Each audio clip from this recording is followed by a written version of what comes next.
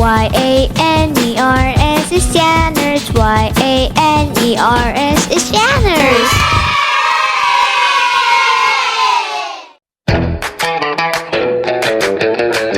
Anyang! Today ay June 7. After ko mag-live, nakalimutan ko na mag-vlog.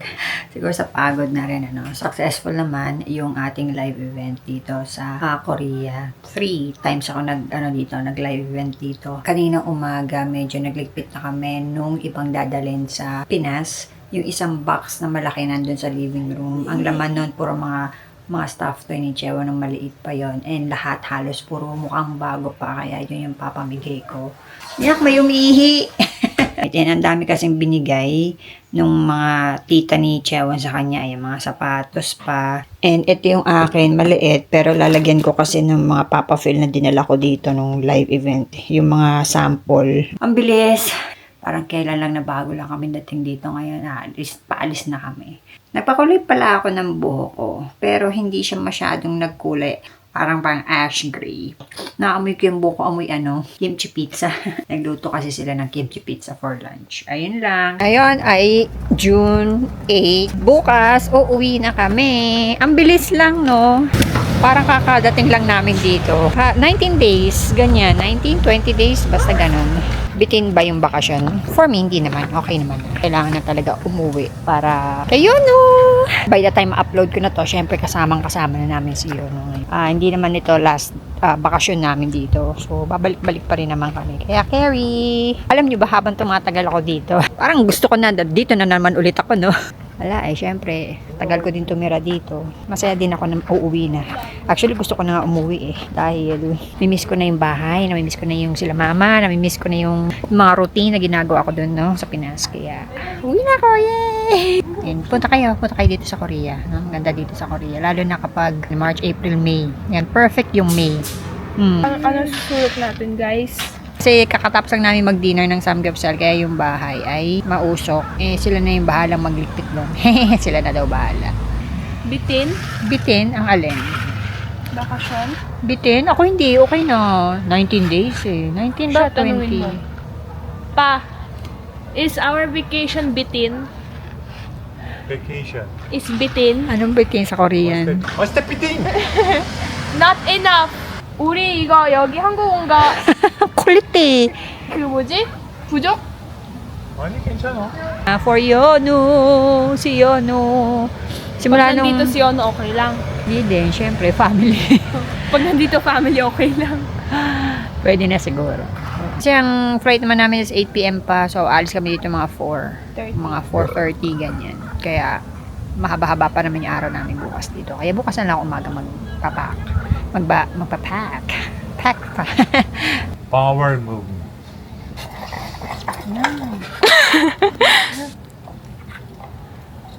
Hey. Hey.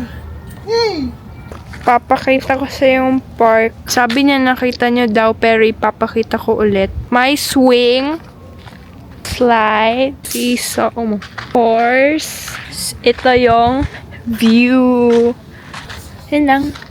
June 9, 4:30, papunta na kami airport. Yung flight namin is 8 p.m. Puro mga skincare yan. Andun yung isa pang maleta. Ang daming gamit. So, hindi ko alam kung paano siya ayusin mamaya pagdating sa bahay. Pero anyway, bukas na ako sigurado makakapag-ayos niyan. Ito pa yung mga ilang gamit ko. Mamaya ko na siya ipapasok sa bag. Itong box na to, ilang weeks kami dito, hindi ko siya nabuksan kung ano bang laman pa niyan. Box pa to nung 3 years ago. Yan, nung bumalik na kami ng Pinas, iniwan ko to. Tapos may mga ano pa yan, may mga gamit-gamit, may mga damit-damit. So, tsaka na yan. Iiwanan ko ulit. 팀의 추천 경로로 안내를 시작합니다. 전방에 과속 방지턱이 있습니다. 잠시 후 Punta na kami sa airport. 4:30 p.m. 놓고 온 거 없지 채원아? May umiiyak siya. Unang alis namin nag for good. Hindi siya umiyak kasi maliit pa siya. No? So hindi pa niya masyadong feel. Ngayon dalaga na siya. Kaya nagigets na yung mga ganong emotion. 왼쪽. 왼쪽이요? Ayan. Kaya naiyak 내부로 na siya. 가시는 거면? 네, 내부로 가요. 왼. Bagets na siya. Kaya nafe-feel na niya. hindi na ako makapag-vlog doon sa airport. Mamaya na lang after kasi nakapasok na kami sa immigration. Yan, so mamaya ulit. Ganyan na yung traffic dito. 어른들이 kasi rush hour na. So, traffic na yan pag ganyan. Pero, kahit na traffic, umaandar pa rin. Ito na yung traffic sa kanila. Umaandar pa rin kahit na mabagal. 만평이 넘는 거는 우리 큰 집산인데. Tsaka tingnan nyo, di ba? Nagbibigayan yung mga sasakyan. Kapag gustong mag-overtake ng iba, magbibigay yung iba. 근데 벌써 저 사람들이 Kaya dire-diretso lang talaga yung andar. 영이 다 돌리고 다 Pero 없어졌어요. medyo mataldal si driver, no? Siya din yung naghatid sa 제 amin 할아버지 nung dumating kami. 돌아가신 Then siya din mag-alit sa airport. Kakilala ni Machete yan. 제가 동생 So, ito yung Incheon Airport. Ayan. Yung banda doon, na ano ko na, nalakad na yan. So, lahat nandito. 35 minutes lang tapos na kami sa lahat. Kasi wala masyadong tao or maaga kami. Pero wala wala masyadong tao ngayon. Kasi siguro weekday, Tuesday. 얼마 되겠네.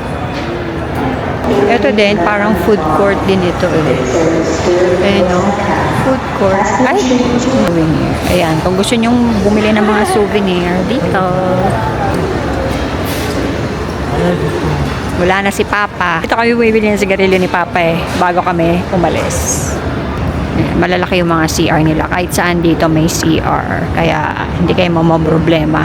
Kahit saan kayo maglakad dito sa loob ng airport, may CR. Ayan, dito muna tayo mag-sandwich, oh. Ay, dyan ulit. Sige, ayun, that's our gate, diba? 32. Sino kaya yung umiiyak kanina? May umiiyak. Ako din, medyo naiyak, syempre. Pati sila naiyak ko, yung biyanan ko, tsaka yung hipa ko naiyak din.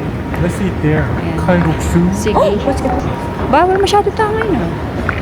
So, dito kami muna kakain. Kasi meron pa kaming 1 hour and 30 minutes. Kalguksu noodles. Naghahanap kami ng convenience store kasi gusto ko uminom ng boricha. Gusto ko uminom. Kasi kakatapos lang namin kumain. Nakalimutan kong pakita sa inyo yung kinain namin. Tingnan sa likod ko. Wala oh. Ay, ganyan pa.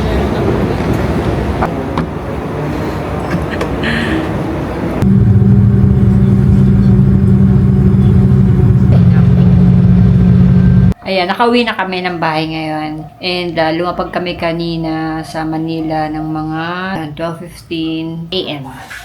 2:30 na ng madaling araw. Kahit na 4 na oras lang yung biyahe. Ang haba, nakakabagot. Paano pa kaya yung iba, no? Na ilang oras na nagbabiyahe. Pero ako bagot na bagot ako kanina kahit 4 na oras lang yung biyahe. Ayan, bukas ko na ito aayusin yung mga gamit. Ang haggard ko na! Ang haggard ko na! Pagpasok ko dito sa bahay, parang nanibago ako. Parang 19 days lang naman kami wala. Pagpasok, parang nanibago ako sa bahay ng mga ilang minutes. Siyempre, thank you din kay Kuya Mike dahil sinundo niya kami. And siyempre kay She, so, nakius ko kung pwedeng malinisan yung bahay kasi nga alam ko na maalikabok. Pagdating namin, malinis, yung mga bedsheet malinis lahat, ganyan.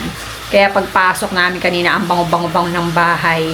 Happy naman ako sa bakasyon. Siyempre, talagang medyo nakakalungkot. Nakakalungkot na masaya. Nakakalungkot kasi siyempre, namimiss ko yung doon nakatira pa noon.